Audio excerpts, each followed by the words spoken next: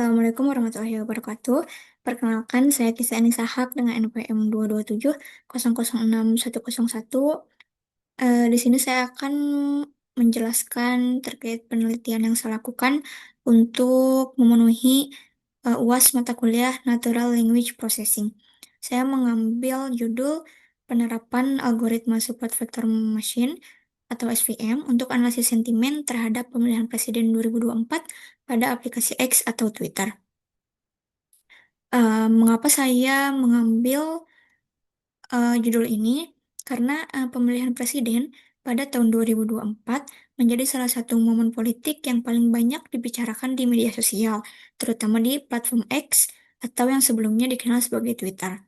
Nah, penelitian ini mengkaji bagaimana opini publik terbentuk di media sosial dan bagaimana memetakan sentimen masyarakat secara otomatis menggunakan metode machine learning, khususnya algoritma support vector machine. SVM ini dipilih karena berdasarkan penelitian sebelumnya terbukti efektif dalam klasifikasi teks, termasuk untuk analisis sentimen karena kemampuannya dalam membedakan kelas dengan margin optimal. Tahap pertama dalam penelitian ini adalah pengumpulan data, yang mana data yang saya gunakan berasal dari Kaggle. Data dari Kaggle ini juga merupakan hasil scraping dari Twitter atau X. Dan ini merupakan 5 data pertama yang terdapat di dataset. Lalu selanjutnya masuk ke tahap pre-processing data. Yang pertama ada tahap cleaning. Di tahap cleaning ini, saya membersihkan postingan dari hashtag, dari tag username, dari angka, dari link, dari tanda baca dan simbol, dari tulisan lain selain tulisan Latin, lalu yang terakhir ada membersihkan dari emoji. Nah, ini merupakan hasil dari cleaning yang telah dilakukan sebagaimana pada fungsi-fungsi yang sebelumnya, menghapus tag username, menghapus tanda baca, menghapus hashtag, yang setelah semua tahap itu dilakukan, maka teks akan bersih. Lalu tahap yang kedua dari pre-processing adalah scaffolding atau mengubah seluruh teks menjadi huruf kecil. Dan ini merupakan hasilnya. Lalu tahap yang ketiga ada tokenize, di mana pada tahap tokenize ini saya menggunakan library NLTK. Tokenize ini berfungsi untuk split kalimat menjadi perkata dan mengubahnya ke dalam list. Seperti ini, yang tadinya satu kalimat utuh dirubah menjadi perkata. Lalu selanjutnya ada tahap stopword. Sama, saya menggunakan library NLTK, namun khusus library Indonesia. Nah, di sini ada beberapa kata yang saya buat manual karena pada sebelumnya saya menggunakan stopword tanpa kata-kata manual seperti ini. Kata-kata seperti baik, jelek, atau suka ini terhapus oleh stopword sehingga menyebabkan bias ketika pelabelan nanti. Dan saya juga menambahkan slang word khas sosial media. Nah, ini merupakan hasil dari stopword di mana kata-kata yang dianggap tidak penting akan hilang atau akan dihapus. Lalu tahap yang terakhir yaitu ada tahapan terakhir dari pre-processing adalah tahap stemming. Dalam tahap stemming ini saya menggunakan library sastrawi. Fungsi dari tahap stemming ini adalah mengubah kata ke bentuk kata dasar.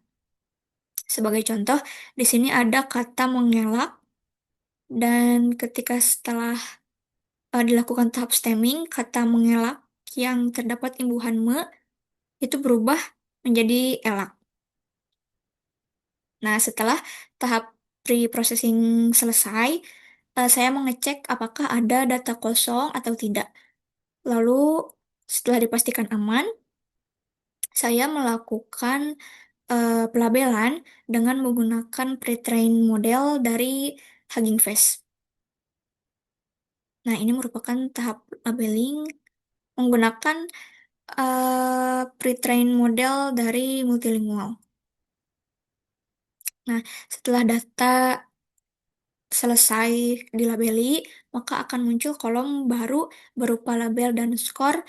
Saya membagi ke dalam tiga kelas, yaitu negatif, netral, dan positif. Dan skor ini merupakan skor dari setiap label yang didapat. Nah, namun setelah saya tampilkan jumlah dari setiap kelas, eh, di sini positif terdapat 643 data, negatif 592, dan netral hanya terdapat satu data. Oleh karena itu, saya menghapus kelas netral karena akan terjadi underfitting ketika eh, pemodelan nanti. Nah, ini merupakan beberapa kalimat atau data yang positif. Ini data yang negatif. Nah, lalu ini merupakan persentase dari setiap kelas yang mana positif mendapat 52% dan negatif mendapat 47,9 atau jika dibulatkan menjadi 48%. Nah, setelah tahap pelabelan selesai, masuk ke tahap ekstraksi fitur yang mana saya menggunakan TF-IDF. TF atau untuk TF ini bekerja sebagai perhitungan untuk menghitung seberapa banyak kata-kata umum yang terdapat dalam suatu dokumen. Adapun IDF sendiri itu mengurangi bobot-bobot kata yang terdapat pada suatu dokumen sehingga lebih menekankan pada kata-kata yang unik atau dianggap lebih penting. Nah, dalam kasus ini saya membagi data menjadi 20% untuk data testing dan 80% untuk data training. Nah, dalam eh, vektorisasi ini saya juga menggunakan Ngram agar TF-IDF tidak hanya mengandalkan satu kata atau unigram dan bisa menggunakan bigram juga. Nah, hasil dari TF-IDF ini merupakan bobot numerik yang akan digunakan sebagai input dalam pemodelan SVM.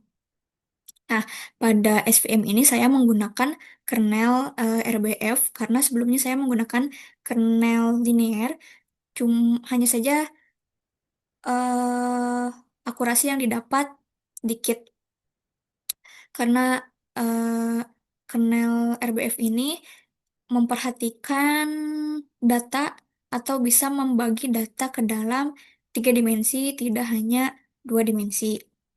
Nah, ini merupakan parameter yang digunakan.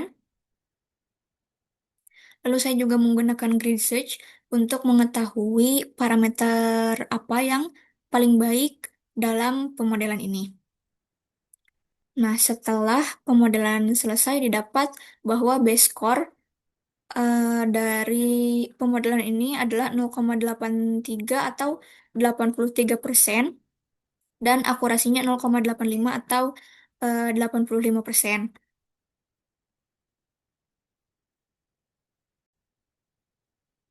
Ini merupakan conversion matrix yang didapat. Dapat dilihat bahwasannya negatif 98% dan positif 114 data dan 98 data eh, yang mana hal ini dapat dikatakan balance. Lalu untuk visualisasi saya menggunakan word cloud. Ini word cloud untuk sentimen positif. Namun di sini terdapat sedikit bias karena kata endasmu ini harusnya masuk ke dalam sentimen negatif, bukan positif. Nah, ini word cloud untuk sentimen negatif. Eh, Lalu setelah visualisasi, saya mencoba untuk menggunakan model yang telah dibuat ke dalam teks baru yang akan diklasifikasikan.